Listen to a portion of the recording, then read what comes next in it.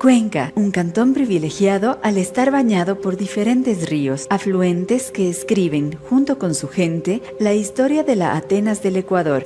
Sin embargo, la época invernal ocasiona que sus caudales crezcan, ante lo que debemos tomar las siguientes precauciones. Alejarse de las orillas de los ríos, usar los puentes y pasos peatonales, no arrojar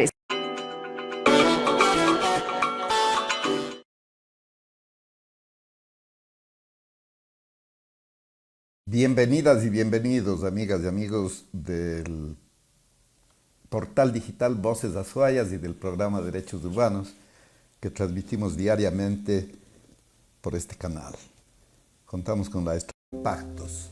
También este programa se difunde a través de las redes sociales. Me refiero a Facebook Live, a YouTube, Twitter e Instagram. Los días miércoles está dedicado a la sociedad en la radio, bajo la responsabilidad de quien les habla y les saluda, Rodrigo Carpio Cordero.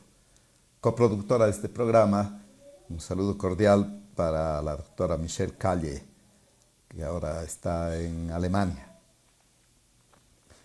Para el programa de hoy hemos escogido un tema bastante controversial. Conforme consta en la invitación, vida digna y muerte digna. Autocuidado y eutanasia. Hemos invitado a dos licenciadas recientemente graduadas en género y desarrollo, se llama. Me refiero a Liz Cabrera Álvarez y a Angélica Sinchi Jimbo, a quienes le damos la más cordial bienvenida a nuestro programa Derechos Urbanos. Muchas gracias por la invitación. Muy bien, yo quisiera ante todo indicar un currículum corto acerca de las invitadas. Lizeth Jimena Cabrera Álvarez es licenciada en Género y Desarrollo de la Universidad de Cuenca, elaboración del proyecto Acción Juventud, enfocado en jóvenes del Bachillerato General Unificado del Colegio Gabriel Arsenio Ullauri. Elaboración del proyecto Infancia y Desnutrición Infantil de manera conjunta con el GAD parroquial de Yacao. Proyecto Formación en Calidad de Vida y Cultura Emprendedora. Activa de las personas adultas mayores en el Cantón Cuenca, en la Universidad para Personas Adultas Mayores, la UPAN. Investigación, influencia de los medios de comunicación en las percepciones sobre la población LGBTIQ del Cantón Gualaceo, de manera conjunta con el Consejo Cantonal de Protección de Derechos del Cantón Gualaceo. Voluntaria en el octavo Coloquio Internacional de Estudios sobre Varones y Masculinidades. Voluntaria en la Universidad para Personas Adultas Mayores, y consta también la publicación en el libro Cuentos que sí son cuentos, de Equamedia, con el tema titulado Los colores de la vida. En el caso de Angélica Sinchi Jimbo, también invitada en este programa, tenemos que es licenciada en Género y Desarrollo de la Universidad de Cuenca, partícipe de la elaboración de proyectos como Formación en Calidad de Vida y Cultura Emprendedora Activa en las Personas Adultas Mayores del Cantón Cuenca, Proyecto Infancia y Desnutrición Infantil, en conjunto con el GAD parroquial de Yacao. Partícipe en investigaciones sobre influencia de los medios de comunicación en las percepciones sobre la población LGTBIQ de Gualaceo y el Consejo Cantonal de Protección de Derechos del Cantón Gualaceo. Causas de la deserción escolar en estudiantes de bachillerato del Colegio Gabriel Arsenio Llauri de la parroquia Yacao. Es decir, por los temas que ustedes han tratado tanto en la tesis como en las primeras actividades profesionales de su licenciatura. Tenemos un amplio campo de temas, sí. Algunos de ellos vamos a alcanzar a dilucidarlos, pero les advierto que siempre nos falta tiempo, nos quedamos tanto picados de las cosas que tenemos que desarrollar. Quisiera que me indiquen al respecto de la carrera cursada, género y desarrollo. Sí. ¿En qué consiste específicamente la carrera? ¿Cuáles son los campos que tiene a su haber, pues, en todo lo que ha tratado o tratará? Claro, bueno, la carrera de género y desarrollo, básicamente, como comentó, se oferta en la Universidad de Cuenca, pero esta, bueno, de mi parte, es una carrera bastante especial porque no solo cambia la manera de entender a las personas y desarrollar una empatía, sino que también entenderse a uno mismo. Es como darse un proceso de deconstrucción para entenderse a uno mismo y para poder desarrollar una empatía y entender el proceso tal vez de crisis o desigualdades que sufren las demás personas para poderlas ayudar por medio de elaboración de proyectos, planes o algún programa. Entonces, básicamente para mí la carrera ha sido un cambio en mi vida muy importante. Básicamente, o sea, yo así he motivado a los jóvenes de ahora que sigan la carrera porque es algo especial. Enseña a trabajar con personas de diferentes poblaciones, con sus desigualdades que enfrentan y también, más que nada, el entenderlas y poder ayudar. ¿Listo? Tal vez. Sí. ¿Por qué escogió usted esta carrera? Bueno, básicamente, bueno, yo postulé para 2 carreras, que era educación inicial en la UNAE y también género y desarrollo. Y básicamente yo encontré género y desarrollo ahí indagando en la plataforma de la universidad a ver qué carreras ofertaba. Y básicamente a mí la carrera me llamó la atención porque tocaba bastantes temas interesantes en la actualidad, que es ambiente, violencia de género, feminismos, salud con perspectiva de género. También tenemos las otras masculinidades, que también es un tema bastante interesante, lo que es la defensa de derechos de las poblaciones LGTBIQ+. Bueno, por eso a mí me llamó bastante la atención la carrera. Al principio es como que uno no se halla, creo. Bueno, yo no me hallé en la carrera, pero luego al final yo me terminé enamorando de la carrera, para serles sincera, y decidí acabar ahí. Y realmente yo enamoradísima de la carrera, incluso si, como le comentaba, les recomendaba a más jóvenes que sigan la carrera, porque es bastante interesante. Es una característica importante que uno tome cariño a la profesión, claro, al estudio que ha realizado y al trabajo que tiene que desempeñar. No siempre uno tiene la suerte de trabajar en lo que quiere. Claro. En el caso de Liz, por ejemplo, creo que está perfectamente ubicada en el tema de su carrera. Sí, bueno, buenos días con todos y con todas. En principio, igual que mi compañera y mi amiga Angélica, la carrera de género y desarrollo es una carrera que nos permite deconstruirnos totalmente, creo yo.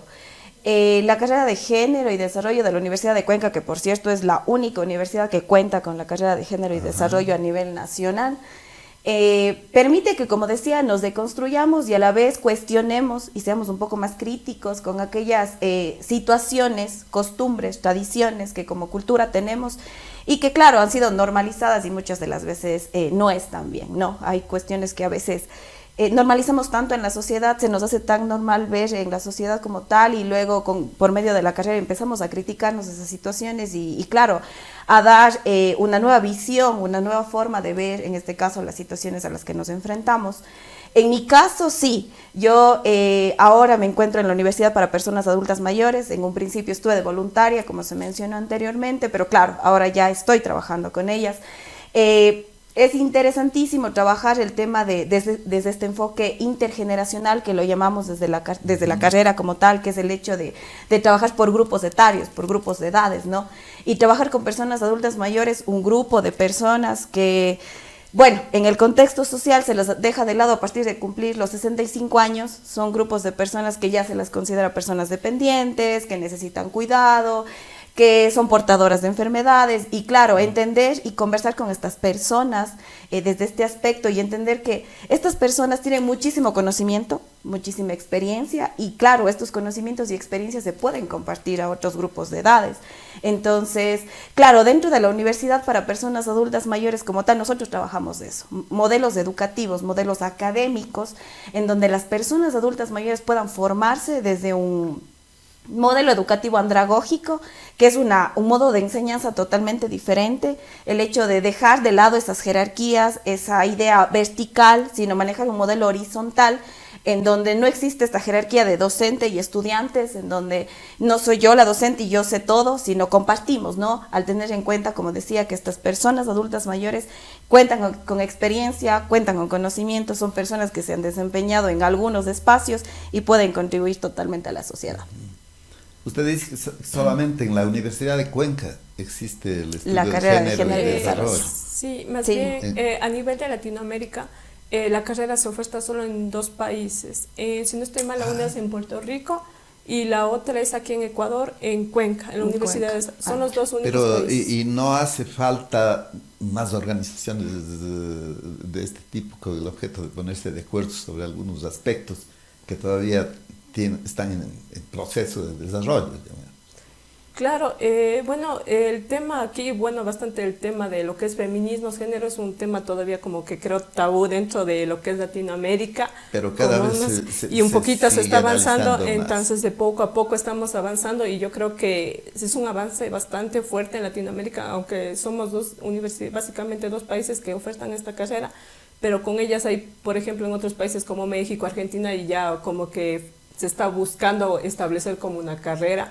En sí hay fundaciones y organizaciones que promueven estos temas de género, igualdad, de población LGTBI, intergeneracional, así, bastante estos temas, pero creo que sí falta un poquito más que se siga tomando más un avance en temas de educación, de docencia, se establezca, como una carrera más y que se le dé prioridad porque básicamente, como le comentaba, la carrera no es que, solo nos tocamos en un tema específico y nos quedamos ahí, por ejemplo, por decirle ingeniería, se quedan ahí. En cambio, nosotros nos dan como que un abanico amplio de temas para tratar. Nosotros podemos tratarles de salud, población LGTBI, La carrera es intergeneración. totalmente un inicio de toda una Claro, investigación. para poder Claro. apoyar Sí. básicamente a la población con bastantes desigualdades. El tema Género y desarrollo. Debo entender que es el desarrollo desde el punto de vista de género. Exacto, el tema de, como decía Angélica también, si bien es cierto, son a nivel de Latinoamérica 2 universidades que tienen la carrera como licenciatura, como un estudio de pregrado, claro, hay maestrías en género, pero claro, el tema de graduarse con una licenciatura en género y desarrollo solo en estas 2 universidades, ¿no? Si bien es cierto, se necesita muchísimo más, el tema de género es algo que lo estamos trabajando desde ahora. Sí tiene algún tiempo que ya se habla del tema de género, pero adquiere mayor fuerza ahora. Por ejemplo, en Cuenca tenemos grandes movimientos feministas, ¿no? Los hemos visto en los paros que hacemos, en el 25N que se celebra todos estos días de activismo, tenemos el 8 de marzo en donde los grupos feministas son muy fuertes, ¿no? Entonces, claro, es un tema que está empezando a sonar más, pero ha existido ya. Es importante, creería yo, que sí se siga fomentando, como mencionaba también Angélica, el tema de género es totalmente transversal. El género es una categoría de análisis, básicamente, que se transversaliza en todo, en absolutamente todo. Nosotros podemos desempeñarnos en varios aspectos, tanto en el público como el privado, en universidades, en el nivel educativo, en el espacio de salud. Entonces, en la generación de políticas públicas, que es algo muy importante sobre todo, generar políticas públicas con esta nueva visión, con esta visión de género, de derechos humanos, de un enfoque de equidad, ¿no? Hablar un poco más de la equidad, el tema de la intergeneracionalidad que hablábamos de estos grupos de edades, el tema interseccional, entender que como personas hay bastantes categorías que nos atraviesan y en función de nuestra situación, el hecho de la clase social, la etnia, mi situación socioeconómica, mi sexo, mi género, influyen en cómo yo me desenvuelvo en el contexto y cómo el enfoque interseccional nos puede ayudar. Entonces es importante tener en cuenta eso, el enfoque intercultural, entender las diferentes culturas que tenemos, por ejemplo, en Ecuador, ¿no? Y cómo en cada cultura el tema de género se transversaliza, entender cómo es la situación de cada una de ellas. Entonces es importantísimo la generación de políticas públicas desde estos enfoques. Es decir, desde el punto de vista profesional tienen un amplísimo campo Sí, que todavía claro que está sí. por desarrollar. Sí, por supuesto. Pero al menos profesionalmente en la parte de la seguridad personal del profesional, parecería que tienen garantizado el trabajo, garantizada la investigación y el apoyo quizá de las instituciones y del criterio en general público, ¿no? Claro, como lo mencionaba, hay muchos espacios en los cuales nosotros nos podemos desenvolver como profesionales. Incluso aquí en Cuenca tenemos dentro del municipio de Cuenca el Departamento de Equidad de Género. Entonces es un espacio en donde los ¿Cuántas profesionales promociones han existido que ya han logrado culminar la carrera? A ver, en un principio la carrera ya tiene algún tiempo, tiene algunos años, alrededor de 16, 17 años la carrera dentro de la universidad. En un principio era semipresencial, es por eso que no era como muy escuchada, ¿no? Entonces los profesionales que salían de la carrera salían con un estudio semipresencial. Ellos, tenemos compañeros que están trabajando en dependencias tanto del espacio público. ¿Y por qué se dio esta modalidad de semipresencial? El cambio se da cuando se empiezan a categorizar las universidades, y en este caso la Universidad de Cuenca tiene categoría A y necesita como tal las carreras presenciales. Es cuando Género y Desarrollo, que es la primera promoción que nosotros entramos, somos los primeros graduados de la carrera de Género y Desarrollo de manera presencial, 100%, se vuelve presencial la carrera. Entonces, ¿Y las anteriores promociones cómo se son denominaron? semipresenciales, estudiaron sí los 9 ciclos, pero en el semipresencial. título de Licenciatura en Género y Desarrollo. En un principio, claro, era solamente pero ahí como no un se establece curso, un ninguna seminario. diferencia de que No, sea no, para presencial nada. o No, son licenciados en Género, Pero- licenciados y licenciadas en Género y ¿Y Desarrollo. hay una gran diferencia entre las dos modalidades o no mucho? Depende, bueno, en esos temas yo he tratado con compañeros de la malla semipresencial y, o sea, más o menos uno le comenta de temas que tratamos, que vemos, y ellos nos dicen que para lo que ellos han recibido, lo que es la carrera ya netamente presencial, nosotros en este caso tenemos mucha más información y somos más completos en ciertos temas. Por ejemplo, incluso nos dieron como 3, 4 años de psicología, ellos creo que solo tuvieron 1 o 2 años. Entonces es como que nosotros nos dieron como un poco más de información, más conocimientos, entonces realmente sí tenemos, por decirlo, un bagaje más amplio que a diferencia del semipresencial. Pero los de semipresencial tampoco no se quedan atrás porque nuestros compañeros trabajan también en entidades como en ministerios, trabajan como en entidades privadas. Por ejemplo, tengo un compañero que trabaja en Crea Tu Espacio, que básicamente es de movilidad humana, trabaja en temas de ODS, y son bastante, también se desenvuelven bien. La diferencia es el contenido que se Incluso nos dio. pueden tener su consultorio particularmente, Por ¿no? supuesto. Para poder asesorar a diferentes Asesorar, personas, a claro. diferentes instituciones.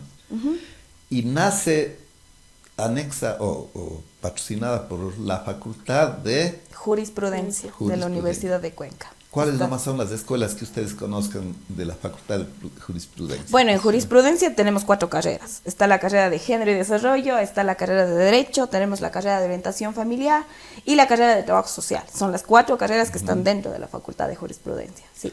Porque a través de esas facultades, que posiblemente son en las otras universidades campos similares hacia los que enfoca el estudio, pero es necesario tratar de manera nacional en reuniones, en conferencias, en fin, para penetrarse de todas las experiencias que se vayan adquiriendo en otros medios. Ustedes tienen bastante adelantado por el hecho de que ya existe la carrera de 16, 17 años, Claro, tiene algún tiempo ya. Sí. mientras las otras universidades no lo han hecho. Entonces hay una diferencia para poder tratar los temas de igual a igual. Sin embargo, es necesario que se incentive este tipo de reuniones. No sé si han existido durante el tiempo que estaban estudiando la escuela, si tuvieron oportunidades de tratar con alumnos de quizá jurisprudencia o psicología o carreras atinentes a las que usted seguía. Claro, por supuesto. A ver, dentro de la universidad como tal, el espacio de estudio, todas las carreras, bueno, si bien es cierto la carrera de género, como lo mencionábamos, se transversaliza por todos los espacios, sí hemos tenido la oportunidad de trabajar. Hemos trabajado con compañeros, compañeras, por ejemplo, de la Facultad de Artes en el tema del cine. Desde el cine y desde el arte también se promueve el enfoque de género. Hemos trabajado en eso. Con las escuelas, como decimos, o las carreras dentro de la facultad también. Por ejemplo, la carrera de Derecho es una de las carreras más fuertes también dentro de la facultad, pero claro, hemos generado procesos con la carrera de Derecho, con la carrera de Trabajo Social, y es que es importante entender también que la carrera de Género y Desarrollo también es bastante política, ¿no? Por algo está en la Facultad de Jurisprudencia, no es una carrera netamente política. El movimiento social, la lucha social es importante. Entonces, con la carrera de Derecho, hemos estado con la Facultad de Artes, hemos trabajado con Filosofía, incluso docentes que están dentro de esas facultades de Filosofía, de Derecho, han sido docentes de nosotros también. Entonces, hemos compartido conocimientos, sí, se generan otros espacios. Yo creo que entre las profesiones ustedes tienen los aspectos más conflictivos para tratar por las diferencias de concepto, Claro que de sí. políticas, de religiones, de filosofías, de actitudes personales. Por supuesto, de creo que es una de las colectivas. razones por las que género todavía estamos empujando ese proceso y claro, cuestionar todo aquello que toda una vida nos dijeron que es normal, cuestionar aquellas costumbres, aquellas tradiciones que terminan a veces generando procesos de violencia. Es fuerte luchar contra una sociedad que está ya acomodada y establecida en unas costumbres, en unas tradiciones, en unos ideales. Entonces, claro, sí, es una carrera bastante crítica, por eso lo decía dentro claro, de la facultad y claro, dentro de la ciudad también. Pero por el énfasis que ustedes ponen, según manifiestan en todas las exposiciones que han realizado hasta ahora, se les ve que tienen bastante fe, Sí, bastante cariño. dedicación, cariño a su Ajá. profesión. Y entonces no van a temer absolutamente las discrepancias que puedan existir a lo largo de... Por supuesto. Además, son las posiciones suyas muy importantes porque así es como se deben afrontar los asuntos, de manera seria, de manera que no esté solamente en el comentario, sino también basada en la investigación Por supuesto. y en un trabajo que va directamente relacionado con la comunidad. Quizá tenemos que hacer aquí un corte. Vamos al corte. Muy bien.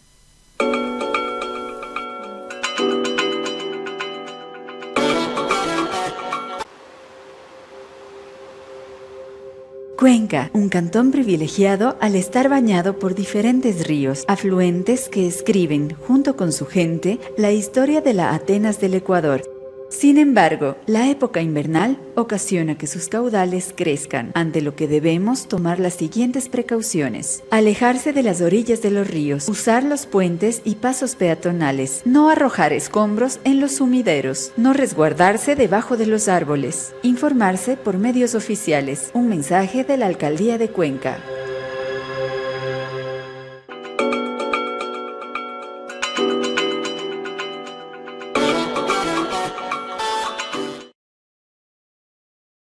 Refiriéndome a la tesis que ustedes han desarrollado, le preguntaría a Liz al respecto del autocuidado, cómo debe entenderse cómo se realiza, que se ha innovado dentro del cuidado pues, tradicional que se han tenido con las personas adultas mayores. Claro, bueno, el tema de autocuidado, que es claro el tema que yo trabajé como mi tesis de pregrado para obtener la licenciatura, en principio el autocuidado es todas esas actividades, acciones que nosotros como personas realizamos para estar bien a nivel físico, psicológico y social. Es importante tener en cuenta estos tres aspectos, ¿no? Porque si no estoy bien físicamente, no voy a estar bien emocionalmente y tampoco voy a estar bien con las personas que están a mi alrededor, ¿no?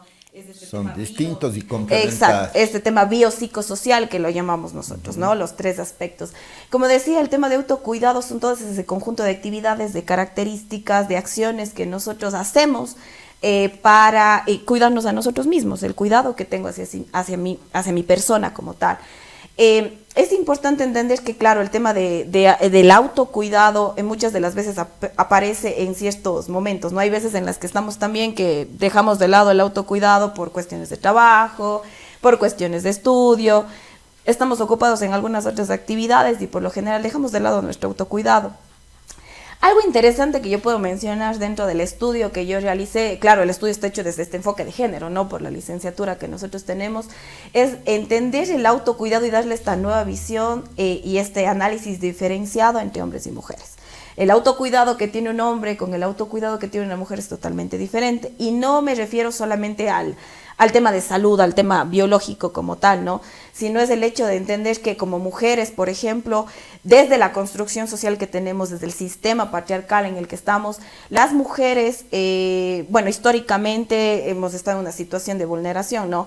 El tema del trabajo doméstico y de cuidado es netamente de las mujeres. El trabajo de cuidado no está con los hombres, no se los, y no es porque a lo mejor no es algo que como que no se lo ha incorporado, por decirlo así, ¿no? Desde este contexto social, los hombres están más destinados al tema de, son los quienes traen el dinero a la casa, quienes hacen los trabajos más fuertes, ¿no? Por estas cuestiones. Entonces, entender ese análisis diferenciado del autocuidado entre hombres y mujeres es súper importante, ante todo, porque en función de entender que yo soy mujer... Pero hay un autocuidado que puede ser igual, tanto para hombres que para claro, mujeres. Como decía, en el tema físico, por ejemplo. Claro, en el tema físico es claro, el tema físico, el hacer deporte, la alimentación, el realizar actividades de ocio, ¿no? Eso es algo que vamos a hacer tanto hombres como mujeres, ¿no? Que es necesario e imprescindible dentro de nuestro autocuidado, tener esos espacios de socialización, esos espacios en donde podemos compartir con gente. Es interesante también entender cómo por ejemplo, en el caso de las personas adultas mayores, algo importante es este espacio de conectar con otras personas. Las personas adultas mayores son mucho de socializar, de compartir sus conocimientos, entonces estos espacios son adecuados y aportan a su autocuidado.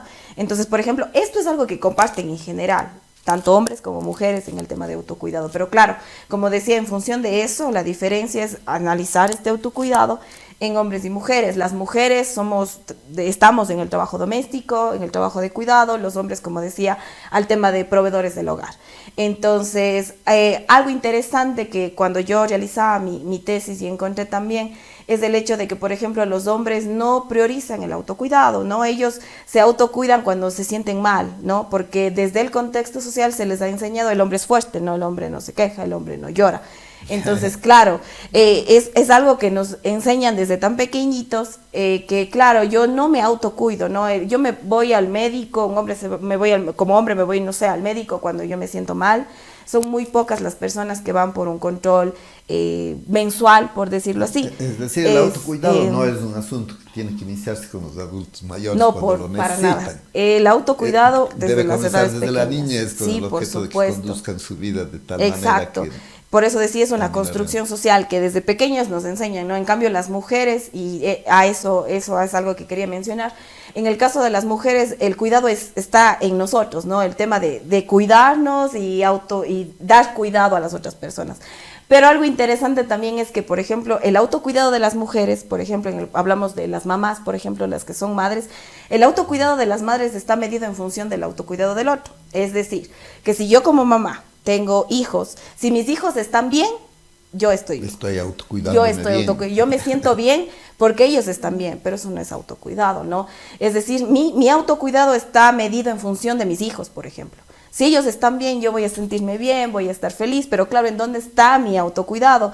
¿En dónde están esos espacios para yo autocuidarme? Pero, ¿y si los hijos no se autocuidan? Va a haber una mayor carga en el autocuidado de la Claro, mamá. por supuesto, como digo, es el hecho de que como mujeres nosotros tenemos que cuidar, siempre estamos preocupadas del cuidado, de que estén bien, en el caso de los niños que no se caigan, que se alimenten adecuadamente, y claro, es un proceso que como mamás, o en este caso lo hacen, pero claro, es el hecho de yo me autocuido si es que ellos están bien. Entonces es algo súper interesante entender cómo se crea esta figura de una madre que cuida, que protege, la madre abnegada y estas cuestiones, ¿no? Entonces es un análisis súper interesante que se hace entre hombres y mujeres, por ejemplo.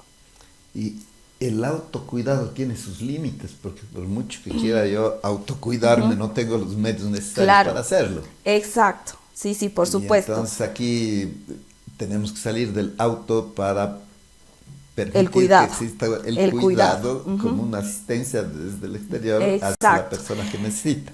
Claro, ahora, algo interesante dentro del autocuidado es que, claro, como persona me autocuido, pero como mencionaba usted, el hecho de, bueno, si no tengo las capacidades, a lo mejor tengo alguna enfermedad que me impide autocuidarme a mí mismo, están los cuidadores, las personas que dan el cuidado. Pero claro, estas personas que dan el cuidado también tienen que ser personas que se especialicen. También, por ejemplo, en el caso de personas adultas mayores, que es el tema en el que yo trabajé, ¿no? Muchas de las veces, y según datos estadísticos que se analizaron para el desarrollo de la tesis de pregrado, mencionaban, por ejemplo, las personas que formaron parte de algunos estudios aquí en Ecuador, por ejemplo, se enfrentan a situaciones muchas de las veces de negligencia, por ejemplo, de violencia, porque claro, y no hablamos, a ver, puede haber violencia física, sí, pero también hay violencia psicológica, a lo mejor en el tema de la alimentación, como son personas que no están capacitadas para cuidar a una persona adulta mayor, no la alimentan adecuadamente, no le dan el cuidado que necesita, sufren procesos, como digo, de violencia física. No le tratan de no la hay manera ese como... cuidado exacto. Entonces es por eso que para cuidar a una persona adulta mayor también tenemos que especializarnos en ese hecho. Y claro, empieza, como lo mencionaba usted, desde el autocuidado, desde cómo yo me autocuido para luego yo dar ese cuidado, ¿no? Entonces es importante entender, claro, como le decía en estudios que yo revisé para la tesis de pregrado, hay personas adultas mayores que se han enfrentado a muchas situaciones de violencia física, psicológica, el tema de abuso financiero, porque claro, muchas de las personas adultas mayores son jubiladas, reciben su pensión y claro, el cuidador no es la persona adecuada para esta persona adulta mayor y lo que hace es a lo mejor, no sé, tomar el dinero, cuestiones relacionadas, hay incluso abuso financiero dentro de las personas que dan el cuidado. Entonces, hay muchas personas que se han enfrentado a esas situaciones. Algo interesante, por ejemplo, también, como mencionábamos hace rato, desde el enfoque interseccional, que yo decía, es entender esa idea de cómo, por ejemplo, una persona que tiene cierto nivel económico y cuenta con una cierta cantidad de dinero, va a tener un mejor autocuidado que una persona que a lo mejor vive en una zona rural, que trabaja en el campo, que a lo mejor no tiene dinero. Entonces ahí se genera una diferencia, por ejemplo. Ahí vemos el enfoque interseccional, como una persona que tiene poder adquisitivo va a tener un mejor autocuidado porque va a tener dinero para comprar sus alimentos, a lo mejor va a poder pagar una persona especializada para su cuidado, pero claro, una persona que no tiene ese dinero, que no tiene ese poder adquisitivo, tal vez tiene que autocuidarse él mismo y capaz ni siquiera sabe cómo hacerlo. Entonces ahí es cuando se generan esos procesos de negligencia, de violencia, de un autocuidado que no es adecuado para la persona adulta mayor. Se ha podido analizar quizá la diferencia que exista por el hecho de que la existencia aquí en la ciudad de Cuenca de la carrera indudablemente influye en la sociedad. Claro. Y entonces deben existir diferencias con aquellas sociedades en donde no existen carreras como las que tenemos la ventaja de contar. Incluso dentro de aquí, de la ciudad, hablemos de Cuenca, ¿no? De Cuenca. Si bien es cierto, Cuenca es una de las ciudades en donde los movimientos sociales tienen bastante peso, se ha visto bastante fuerte, ¿no? Sí. Pero claro, también hay grupos con quienes no estamos de acuerdo en ciertas cosas y ahí se generan esas confrontaciones, ¿no? Entonces, por eso decíamos, el tema de género es algo bastante crítico y controversial a la vez de trabajar. Es de una permanente controversia. Sí, por supuesto. No digamos en el tema de la tesis de Angélica. Sí. Porque... El mío es un tema un poquito más sobre sensible. La perspectiva y actitudes de las personas adultas mayores acerca de la vida y de la muerte digna. Sí. ¿Cómo podríamos entender? Bueno, este tema básicamente quisiera comentar un poquito cómo surgió el tema. Bueno, yo igual realicé prácticas en la Universidad para las Personas Adultas Mayores y bueno, entré ahí tratando con las personas, hablamos del tema de calidad de vida, vida digna, muerte digna, salió por ahí. Por ejemplo, las personas adultas mayores tienen como ese tema también de autodeterminación y su independencia física y es como que yo no quisiera llegar al momento de mi vida donde tenga que depender netamente hasta para levantarme e ir al baño y que alguien me limpie, porque sienten que están perdiendo su dignidad como seres vivos. Entonces ellos planteaban como que yo si pudiera, lo hiciera como yo quisiera poder morir de manera rápida y fácil, sin mucho dolor y sin generar como esos problemas de conflicto de mi independencia como sujeto. Entonces, bueno, entré caminando un poco dentro de la carrera, lo que nos dieron el tema de género y salud, también se trató el tema de la eutanasia, entonces ahí medio que le compaginé y me llamó bastante la atención porque en otros países europeos, en Estados Unidos, en algunos estados se tiene legalizado el tema de la eutanasia activa como tal, donde una persona llega, recibe, se le llama el suicidio asistido, donde el doctor se le inyecta como una dosis letal y la persona fallece de manera tranquila, pero eso obviamente depende de la persona. Lo que se refiere a vida, a muerte digna, es algo medio que más complejo de entender, porque esto depende de la, como dice de mi tema, de las perspectivas que tiene cada persona. Como comentaba Liz, la interseccionalidad del sujeto influye bastante en cómo construye sus maneras de concebir lo que es vida digna y muerte digna. Tal es que en mi estudio... Depende de su educación, cultura, su vida, de sus religiones, experiencias. tradiciones, vivencias. Es un cúmulo enorme. Y yo incluso en mi tesis no alcancé a abarcar todo, pero sí me gustaría ampliar algún día el tema, si es posible en una maestría. Pero está ahí en esas. Pero es bastante interesante, por ejemplo, porque las personas adultas mayores es como que yo si pudiera, yo sí optaría por la eutanasia activa. Pero en la religión se dice que eso es prohibido. Yo no me puedo quitar la vida porque es suicidio. Ajá. Entonces ahí se genera un conflicto.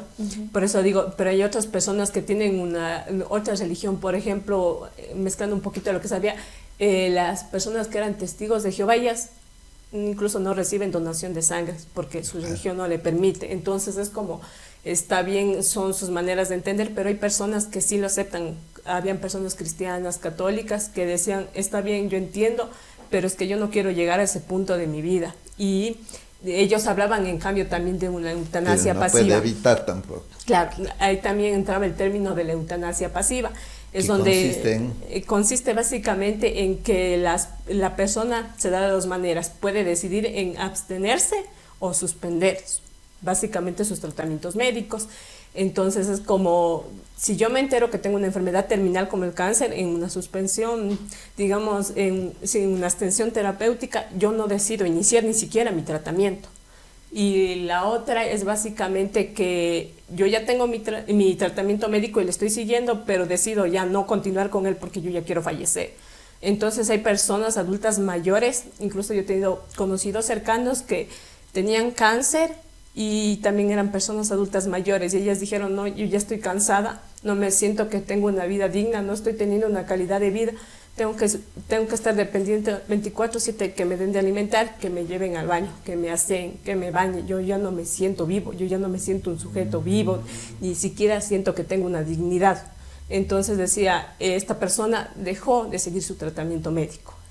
El médico le dijo, ok, usted puede irse a retirar a su casa, lo que nosotros podemos es darle como medicación para que se reduzca un poco el dolor, pero ya no seguía con su tratamiento para evitar el desarrollo del cáncer. Igual esta persona falleció como ella quería. También se relaciona la muerte digna en el término de cómo yo quiero fallecer en el espacio, con qué personas quiero, y eso es algo muy importante porque la mayoría de las personas, por lo que yo hice en mi investigación y apliqué también más o menos estadísticas en las encuestas, la mayoría de personas optan por fallecer en su casa, acompañado de sus seres queridos, que morir en un hospital internado y sin que le dejen ver a nadie, o máximo una persona. Entonces, para ellos consideran que el morir en un hospital en esa manera no es tener una muerte digna, sino como ellos lo desean. Bueno, pero aquí se presenta un conflicto, porque también es de la dignidad de la profesión médica el de impartir todo el cuidado necesario que está a su alcance con el objeto de salvar la vida. Claro. Ya es un concepto más grande que la situación individual de la persona que está afectada de tal o cual dolencia, de quien va a morir, pero está animado de vida, que se entiende que es un fenómeno natural mucho más general, que escapa o va más allá de los alcances individuales de la persona. Claro. Bueno, básicamente yo en mi estudio, cuando estaba haciendo más o menos como decir como que surge un conflicto, con el tema de la eutanasia cuando se trata de dos temas principales, las creencias religiosas y el tema médico. Porque, bueno, de lo que yo investigué, más o menos personas que trataban este tema, teóricos, comentaban que, por ejemplo, en la religión en sí ya es un tabú hablar de la muerte. Ya, eso es como algo ya cultural, pero en la medicina, en cambio, se ha cambiado su manera de ver cómo era. La medicina surge principalmente para ayudar a los enfermos, pero también para asegurar que las personas tengan una muerte digna. Incluso hay una investigación muy interesante que encontré y la usé en mi tesis, que habla sobre cómo se da esta concepción de la vida después de la muerte, que se llama a ver, déjeme acordarme más o menos, el contrato de Constanza, algo así. Básicamente ahí me describen básicamente que la historia se da un poquito más, se reúnen así típico por decir así, una organización clérica y ya básicamente y ellos dicen, bueno, ¿qué hay después de la muerte? ¿Qué pasa? Porque había como ese desconocimiento, no se sabía qué, entonces ellos establecen que obviamente que después de la muerte viene la vida eterna, que para llegar a ella hay que ser una buena persona, cumplir, por decirlo así, ciertas cosas para llegar a una vida eterna, como decirlo aquí, al paraíso, por así decirlo, pero también ahí se establece lo que son cuidados paliativos, especialmente la medicina surge para también asegurar una muerte digna. Y esto más bien con el desarrollo del tiempo se va desarrollando y se da también la tecnificación de la medicina. Con la tecnificación de la medicina se comienza a ver a la muerte como algo negativo, como algo que yo tengo que evitar, como algo muy malo dentro de la medicina. Lo peor es como si el médico, por decirlo, el ejemplo que daba en el propio estudio que yo vi, decía que el médico a veces lo ve como que si se me muere el paciente es una pérdida muy negativa para mí, como si fuera lo peor, pero no tiene que verlo así como algo negativo, sino más verlo como que yo qué puedo hacer para que esa persona fallezca en las mejores condiciones y lo haga a su manera. Esa es la idea de la medicina, así surgió la medicina, pero yo digo con el desarrollo del tiempo, la tecnificación de la medicina, que por ejemplo hay tantos tratamientos para evitar cómo se nos nota el envejecimiento, cirugías plásticas, botox, es como rechazar esa parte de que los seres humanos algún momento tenemos que fallecer, es negar esa parte del ser humano, no podemos hablar de vida sin muerte y se está ocultando la muerte. Entonces es algo muy importante que se tiene que tratar desde mi punto de vista, algo que se está ignorando bastante y que se tiene que trabajar. Claro, yo no entiendo otra forma de ver o de entender la muerte, sino como una parte de la vida, Claro. parte culminante de la vida. Y entonces, ese solo hecho de conceptuar así ya me hace proceder de distinta manera. Por ejemplo, vencer el temor, que es Claro, lo básicamente importante, ese es el temor. El problema, por ahí más o menos también de lo que yo analicé, el temor surge a la muerte cuando se establecen estos temas de la vida después de la muerte. Si yo no fui bien una persona correcta, un sujeto amable, me voy a ir al infierno. Entonces ahí surge ese miedo a la muerte. Yo no sé si en mi vida hice algo malo y yo cuando me muera me voy a ir al infierno. Entonces ahí se genera ese miedo y ese rechazo a la muerte. Entonces por eso digo, es una combinación entre la religión y la tecnificación de la medicina, que básicamente en la actualidad a la muerte se le ve como algo negativo, sino más bien es como buscar a la gente, de darle a entender que en algún momento de su vida va a fallecer y garantizarle la mejor manera en la que ella puede fallecer, ni envejecer incluso. Como decía Liz, el autocuidado también es algo fundamental. Por ejemplo, el estar en una etapa de envejecimiento y una muerte digna es muy diferente. Si yo soy consciente de que estoy envejeciendo y quiero tener una muerte digna, por ejemplo, hay personas que yo también trabajé el tema de la interseccionalidad, trabajé con personas de la zona rural y ellos decían, no, yo prefiero estar con mis animalitos, cuidándoles, limpiando mis jardines. Y si me llega la muerte está bien, prefiero que sea acostado, dormido y que nada ha pasado, no, o sea, ya, ahí. Pero, por ejemplo, para otras personas, en cambio, es el tema de que no, yo tengo miedo y no quisiera que me pase, y peor si yo vivo solo, quieran o no, la mayoría de las personas adultas mayores tienden a vivir solas o solos. Entonces se enfrentan al riesgo de, por ejemplo, también tener una mala caída o cualquier accidente y estar solos y no están acompañados. ¿Qué se puede hacer? Entonces es un tema que conversábamos con Liz, que las dos trabajamos con personas adultas mayores, la importancia de las políticas públicas para poder garantizar sus necesidades e intereses específicos, porque ya digo, no es lo mismo una muerte digna para una persona de la zona rural que para una persona de la zona urbana, incluso por edades, por enfermedades, por etnia, incluso por su lugar de procedencia. Algo muy importante que encontré dentro de mi investigación, que el lugar de procedencia también influye en el lugar, cómo ve la muerte. Por ejemplo, una persona nos comentaba dentro de una entrevista que, por ejemplo, venía de la zona rural, por ejemplo, decirle tipo pueblos ancestrales, estos lugares bien alejados de las ciudades. Entonces, básicamente, él nos comentaba, dijo, verán, yo alguna vez estuve como un tipo por decirlo, eutanasia activa. Dice, yo alguna vez estuve cerca y le escuché que le llamaron ¿cómo es el tipo? No es comadrona. Bueno, básicamente estas personas que son tipo curanderos con medicina ancestral trabajan con estos temas naturales. Dijo, se le acercó a la señora, le pidieron que por favor le ayudaran a fallecer a su papá, que estaba realmente grave y el que ya no quería continuar más aguantando esos dolores. Entonces esta señora le dijo, ¿estás seguro? Y le dijo, sí, mi papá está seguro. Se ha acercado al lugar donde vivía este señor y este señor le consultó de nuevo si estaba seguro sobre su decisión. Y él le dijo que sí, que él ya no quería vivir mucho porque básicamente estaba sufriendo. La enfermedad que se había desarrollado era grave y tampoco quería estar como en tratamientos médicos que a veces alargan más el dolor, son más invasivos que ayudar en algo positivo. O sea, no todos los tratamientos médicos le van a dar la salud 100%, entonces hay que entender Pero eso. el tratamiento ya es del sufrimiento Claro, a veces, ¿no? Claro, entonces... Directo, del cual está con temor.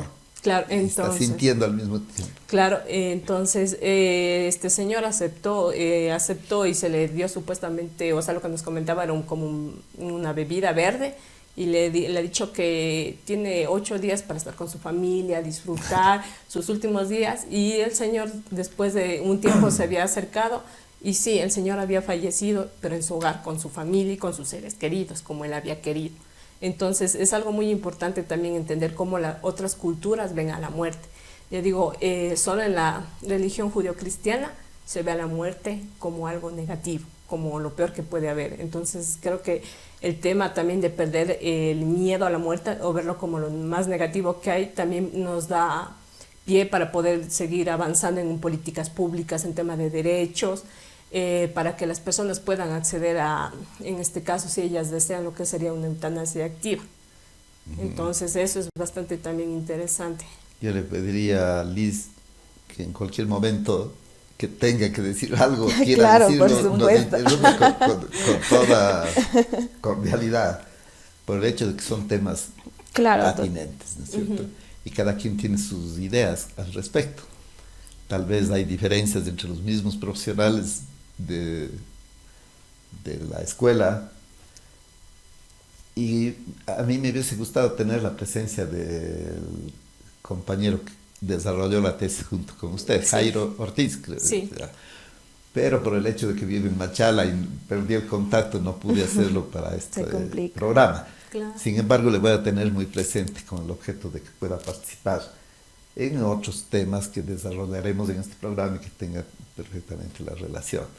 Claro. Al respecto de la eutanasia, ¿tiene usted algún concepto? Claro, Liz? como yo decía, bueno, claro, yo trabajé el tema de autocuidado, pero como lo mencionaba Angélica, a ver, se podría decir que el autocuidado, claro, se lo trabaja desde edades tempranas. La idea es incentivar desde las edades muy pequeñas a priorizar en nuestro autocuidado como tal, entender lo que es el autocuidado y no dejarlo de lado. Solamente, como decía, aparece en situaciones cuando me siento mal, cuando me enferme, no, sino tenerlo presente siempre, que somos personas ¿Qué necesitamos además de, claro, sentirnos bien físicamente? También el tema emocional, el tema de tener estos espacios de ocio, de compartir con seres queridos, con amigos, con familia, de darnos estos espacios en donde está y nos sentimos felices, ¿no? Entonces, claro, el tema de autocuidado tiene que estar presente desde las edades tempranas. Sin embargo, claro, como yo decía, en las personas adultas mayores sí. El autocuidado tiene que estar muchísimo más presente, ¿no? Ser conscientes de que somos personas que, claro, como mencionaba, a partir de los 65 años, estamos ya personas de la tercera edad, tenemos que empezar a autocuidarnos un poquito más, darnos esos espacios para nosotros, pero claro, creo que uno de los problemas, por ejemplo, porque yo identifiqué dentro de mi tesis de pregrado cuáles son los factores de protección, es decir, cuáles son las actividades que yo hago como persona adulta mayor, en este caso, para autocuidarme, también cuáles son los obstáculos que tengo para autocuidarme. Entonces, por ejemplo, uno de los problemas más grandes que encontré dentro de todo el análisis que hice y que mencionaban las personas adultas mayores es, por ejemplo, el hecho de que en el espacio público, en la ciudad como tal, y hablamos, como decía hace un momento, de Cuenca, en principio la infraestructura no es adecuada para las personas adultas mayores. Tenemos parques, por ejemplo, en este caso que son de acceso público, en donde personas adultas mayores no pueden caminar porque están llenos de baches, porque hay personas que ya caminan con bastón, no pueden subir. Lo cual se extiende a otras discapacidades, exacto, ¿no? se va a otros espacios, claro, y las personas adultas mayores, por ejemplo, en tema de infraestructura, no existe una infraestructura adecuada para una persona adulta mayor. El tema de entender también que, claro, política pública, como venimos hablando con Angélica, o programas o proyectos no existen enfocados en personas adultas mayores. Lo que más se trabaja en personas adultas mayores desde el espacio público es el hecho de hagamos espacios de bailoterapia, tal vez caminatas, espacios, actividades al aire libre. Pero claro, dejamos de lado otros aspectos, como yo mencionaba hace un rato. Dentro de mi investigación habían, cuando yo hacía las entrevistas, personas que me decían, yo estoy totalmente lúcida, yo toda mi vida fui maestra, yo trabajé con niños, con niñas y me encantaría ahora hacerlo, pero ya me jubilé. Y si ahora me dan un grupo de niños, yo puedo cuidarles, yo puedo darles clases, pero no puedo hacerlo porque, claro, el contexto social me dijo que ya soy persona de la tercera edad, me jubilé y hasta ahí llegó. Pero son personas que tienen muchísima experiencia y conocimiento por compartir y se sienten en todas las capacidades de hacerlo. Entonces, de entender que, como hablaba Angélica, el tema de la vida digna, el autocuidado está totalmente conectado con eso, generar espacios y entender. Y yo algo que siempre he venido hablando, el tema de corresponsabilidad también, ¿no? Yo como joven, en este caso, como una persona joven, también tengo esa corresponsabilidad de generar estos espacios para las personas adultas mayores, ¿no? ¿Qué pasa con las políticas públicas? ¿Qué pasa con programas y proyectos que no hay? O sea, nos quedamos en el kit alimenticio, nos quedamos en la bailoterapia, en un día de que salgamos a caminar, pero tienen otras necesidades también, ¿no? Por eso es importante el enfoque de género. ¿Qué experiencias tienen o qué pudieron observar mientras realizaban ya sus estudios y la tesis? Sucedió lo de la pandemia. Ah, claro. Pero aquí se trastocaron muchas cosas. Claro. A ver. Y no sé si con el pretexto médico, pero el aislamiento de las personas mayores fue una cosa evidente. Claro. Lo hacían, lo le presentaban como una actitud de amor y de cariño, pero era la inversa. Claro, ahí creo que hay un problema muy... El tema, como decía de nuevo, cuestionarse el tema de cómo se mire el autocuidado, ¿no? Hay un análisis interesante que también yo pude revisar. En Chile, por ejemplo, se hizo un análisis en personas adultas mayores sobre el tema de autocuidado en el año 2019-2020. Claro, estábamos en plena pandemia donde todos tuvimos que entrar a cuarentena y las personas adultas mayores eran las personas más propensas a adquirir el virus en este caso. Las personas que formaron parte de esta investigación fueron personas adultas mayores y también personas especializadas un poquito en el tema, se podría decir cuidadores en este caso. Entonces estuvieron las personas adultas mayores y sus cuidadores. Las personas adultas mayores mencionaban que, claro, ellas solían salir a caminar en las riberas de los ríos, salían a hacer actividad física y, claro, con la pandemia les encerramos en un rinconcito y se quedaron en las cuatro paredes de su casa. Ellos decían que sí, que fue uno de las épocas más complicadas para ellos, porque claro, son personas, como decía Angélica, que muchas de las veces viven solas, tuvieron hijos, sus hijos ya tienen sus familias y claro, el tema de la cuarentena nos dividió a todos, no tenían la visita de sus nietos, de sus nietas, no venían amigos a visitarles, entonces el tema psicológico se vio bastante complejo ahí. Entonces, no, el hecho de estar encerrado en 4 paredes, no puedo salir a caminar en el río. Y claro, era uno de los problemas, ¿no? El aspecto psicológico de cómo yo me sentía encerrado en mi casa, decaído, personas que sufrieron ansiedad, depresión. Pero también estaba, por ejemplo, lo que yo mencionaba, el tema de la infraestructura. Ellos decían que a pesar de la pandemia, que claro, prohibía que ellos salgan a caminar, también el tema de la infraestructura de los ríos era fatal, o sea, no podían ingresar porque había muchos baches y cuestiones relacionadas. Y por otro lado, el tema de la seguridad. Salir a caminar en las riberas de los ríos y el tema de seguridad era complicadísimo. Se enfrentaban a asaltos, robos y eso complicaba Aunque también. en tiempos de la pandemia también los ladrones y los criminales estaban asustados. Sí, pero claro, como digo, este análisis, como mencioné, se hizo en Chile y ellos mencionaban que el tema de la seguridad era muy complicado. Salir a caminar en las orillas de los ríos creo que también el tema estaba del miedo, prohibido, pues.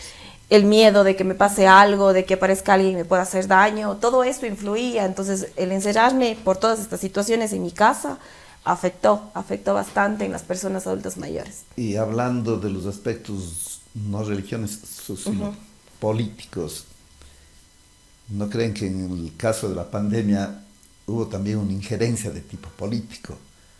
Porque, no partidista, ¿no?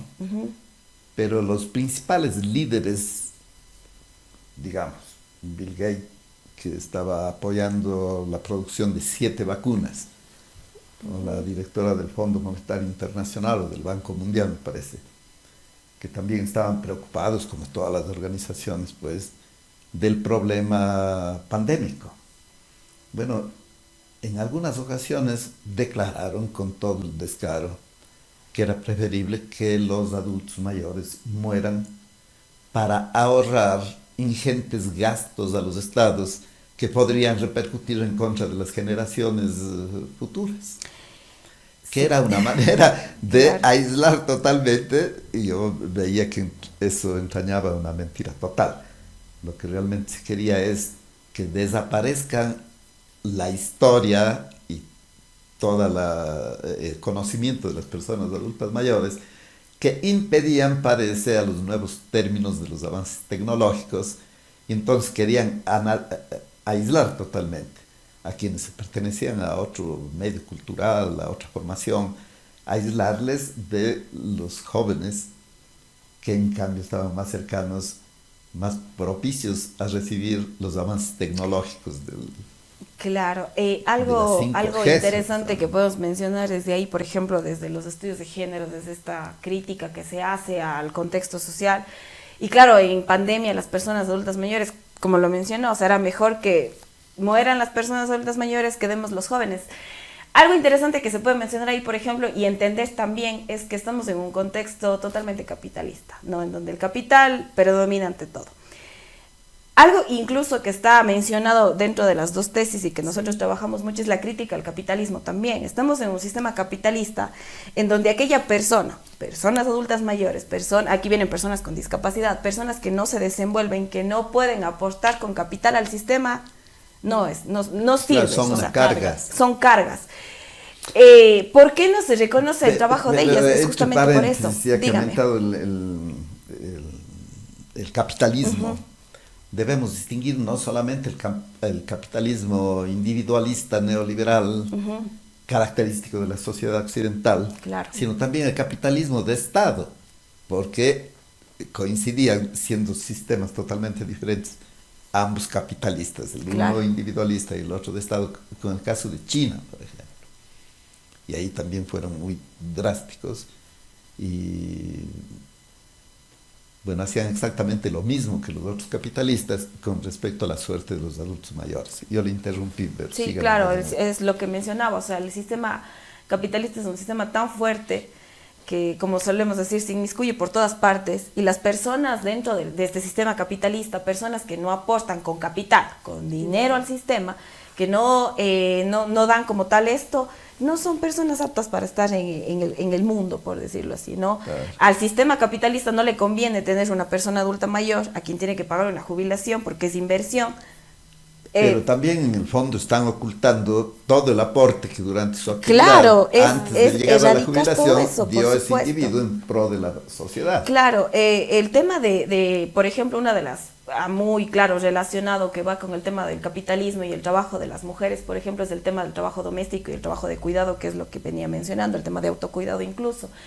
El trabajo doméstico es un trabajo no remunerado. Entonces no se lo reconoce como tal porque no produce dinero, pero claro, no entendemos que el cuidado y el autocuidado debería ser el centro de todo. Si las mujeres como tal no cuidaran o no existiera el tema de cuidados que otorgan en este caso a las mujeres a quienes se les ha designado históricamente, el sistema capitalista no tendría mano de obra no tiene una base para sostener el trabajo. Entonces es por eso que, por ejemplo, María Jesús Izquierdo, que es una de las personas que trabaja muchísimo el tema de cuidado, ella apela mucho a que el cuidado tiene que ser el centro de todo. Si no hay cuidado, no hay mano de obra para el sistema, mano de obra barata, que es lo que busca el sistema capitalista, no personas a quienes se les puede explotar, les podamos pagar menos salario y me den dinero, ¿no? Es lo que busca el sistema capitalista. Entonces es importantísimo colocar el cuidado y autocuidado como centro de la vida, como centro de todo. Si pone mucho énfasis en el autocuidado, estamos despreciando la necesidad del cuidado que corresponde obligatoriamente a todas las entidades que están fuera de la persona. El autocuidado y el cuidado y el autocuidado no es solo, como dicen, de uno, del otro, entre familia. Usualmente los estados tienden como que a hacer las políticas públicas familiaristas, es decir, el cuidado lo hacen en tu casa, salud lo posible en tu casa, alimentación lo posible en tu casa. Es como que la manera del Estado y de los gobiernos de desentenderse de su obligación, Claro. de responsabilidad, es como que ya, ok. Por ejemplo, tengo un compañero que trabajó el tema de madres cuidadoras con hijos con PCI, con discapacidad, y básicamente todas las políticas son familiaristas. Básicamente le dicen, ok, yo te doy un bono, pero el bono no es para ti, el bono es para tu hijo, pero tú tienes que cuidarlo. Pero y la persona acaso no necesita recursos para su propio autocuidado, para su propia alimentación, su propia medicación, ropa, hasta para el propio transporte de yo llevarle a mi hijo con discapacidad. Entonces el problema es el Estado se desentiende y pone su responsabilidad a la familia, y especialmente de la familia, o solamente el núcleo de la familia, quien es la madre, porque la madre es la que ejerce cuidado. Y como dice Liz, la base de toda la sociedad es la familia y la persona que ejerce cuidado, porque si esa persona a usted no le da de comer, no le da de vestir, no puede salir a trabajar. Si usted tampoco, ella es la que se encarga de darle de comer, de vestir, de cuidar las enfermedades de personas adultas mayores, incluso hasta de personas que no son dependientes. También se encargan del tema de salud, incluso hasta ejercen un poco de educación, ayudando a hacer tareas. Entonces es como que sin nada de eso no hubieran personas para que trabajen esa mano de obra que necesita el sistema para seguir viviendo. Entonces es bastante interesante, como usted dice, este tema de la desobligación del Estado, pero también de este sistema capitalista que nos envuelve. Y muy complejo y todo un tema a tratar. Por eso, como hablamos y repetimos con Liz, el tema de políticas públicas, a lo menos de lo que es el tema de género y tema interseccional, es muy importante para poder reconocer todo esto y enfocar y poder trabajar trabajar de mejor manera, tomando en cuenta las necesidades de cada persona en específico, porque no todas tienen las mismas necesidades. Y yo les había advertido al inicio del programa que vamos a afrontar esto de quedarnos picados. Y ha llegado la hora, porque precisamente vamos a terminar el programa. Justo cuando veo y cuando escucho que ustedes tienen muchas cosas que decir, muchas más de las que ya se han dicho en el programa. Claro. Y de las que se han dicho, todavía falta algo de un más profundo análisis. Claro, agregar. Sin embargo, yo no querría terminar el programa sin antes escuchar de ustedes cuál es una posición. Puesto que se trata de un tema controversial, es necesario que cada quien diga de manera franca y sincera qué es lo que piensa. Cuando seguramente ustedes hacían las entrevistas con los adultos mayores, ellos les hablaban con el corazón en la mano, como se debería decir. Claro. Con las experiencias que ustedes tienen, esta es la petición, ¿qué opinan ustedes respecto a la eutanasia y el lugar que debería ocupar necesariamente en la legislación del país? Bueno, de mi parte, yo tengo mis padres, son adultos mayores. yo cuando no es, ya, o sea, dejé de estudiar, pero mientras estudiaba también ejercí el cuidado con ellos y he conversado con personas adultas mayores en UPAM, también otros familiares cercanos, las personas adultas mayores. Básicamente, le comentaba así, ellos me decían, es que yo no quiero llegar a ese momento donde tenga que estar dependiendo hasta para, no es por nada, pero hasta irme al baño y limpiarme. Eso yo no siento digno. Entonces, yo de mi parte sí estoy a favor de la eutanasia activa como tal. Y de mi parte, o sea, yo traté el tema de, en sí, en lo que es leyes y normativas, en el Ecuador se trata la eutanasia pasiva, pero no la activa como tal. Es como que se niega ese tema, todavía no se ha tratado, entonces... En esto hay que diferenciar en qué está lo activo y lo pasivo. ¿La eutanasia activa? Sí. La eutanasia activa es el suicidio asistido, es que el doctor me inyecte una dosis letal y ese rato, en unas horas fallezco, y la eutanasia pasiva es yo la decir... La desconexión, por ejemplo, de un soporte médico que tenga. Claro, eso es una eutanasia activa. Y la pasiva es básicamente cuando yo decido no continuar con mi tratamiento o ni siquiera iniciar un tratamiento de una enfermedad en específico. Entonces yo de mi parte sí estoy a favor de la activa. No digo, he visto personas, he acompañado a mi padre en el seguro y he visto personas adultas mayores totalmente solas, sin compañía de nadie. Y para mí es doloroso verles así. Y ellos, hablando con ellos con temas similares, me decían, no, yo si pudiera aquí nomás que Dios me lleve y que sea su voluntad. Entonces, de mi parte, sí, por experiencias, conocimiento, investigación, yo estoy a favor. Y en el tema de normativa, como comentaba, no es algo que se ha trabajado, gracias, pero Angélica. Sí. Quería escuchar también claro. El criterio de Liz. Bueno, en función, claro, como digo, yo trabajé también el tema de autocuidado, pero yo creo que sí es importante, como mencioné hace rato, centrar al autocuidado, tenerlo como centro de todo y en función de eso hacer, en este caso en personas adultas mayores, que claro, estas etapas de vida, que última etapa de vida que se le dice así, vivamos dignamente, ¿no? Tengamos una buena calidad de vida, que es por ejemplo lo que trabajamos bastante desde la universidad para personas adultas mayores, el tener una buena calidad de vida, construir eso, hacer una fuerte crítica y cuestionamiento al espacio público que hay que crear, todavía eso nos está faltando y estamos fallando bastante en eso. Y en función de eso, claro, construir esta vida digna y, claro, apelar también a tener una muerte digna. Porque, como dice Angélica, hay personas adultas mayores que creo que por el trabajo que hemos tenido desde los años de estudio, nos hemos encontrado con personas adultas mayores totalmente solas, que tienen hijos que están a lo mejor en temas de drogadicción, alcoholismo y les tratan fatal. Y son personas que a veces ya no quieren estar aquí porque en la vida que han tenido no es la adecuada. Entonces, yo creo que sí, la eutanasia es una de las alternativas totalmente aceptables para que estas personas puedan tener una muerte digna, que es en lo que deberíamos enfocarnos, ¿no? Eso. La contribución de ustedes es realmente encomiable. Muy bien que se siga profundizando en estos aspectos con el objeto de dar una mejor formación, educación, primero a las personas, y también mejorar las instituciones que están llamadas a dar el cuidado y la protección no solamente a los adultos, sino a todos los ciudadanos. Yo les agradezco muchísimo la presencia que ustedes han tenido. A usted, muchas gracias. Agradezco mucho a la audiencia de este programa y les invitamos a seguir en Derechos Urbanos todos los días, de lunes a viernes.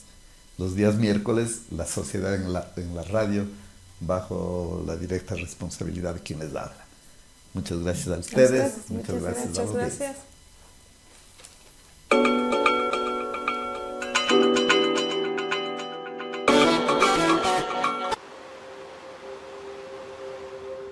Cuenca, un cantón privilegiado al estar bañado por diferentes ríos, afluentes que escriben, junto con su gente, la historia de la Atenas del Ecuador. Sin embargo, la época invernal ocasiona que sus caudales crezcan, ante lo que debemos tomar las siguientes precauciones. Alejarse de las orillas de los ríos, usar los puentes y pasos peatonales, no arrojar escombros en los sumideros, no resguardarse debajo de los árboles, informarse por medios oficiales. Un mensaje de la Alcaldía de Cuenca.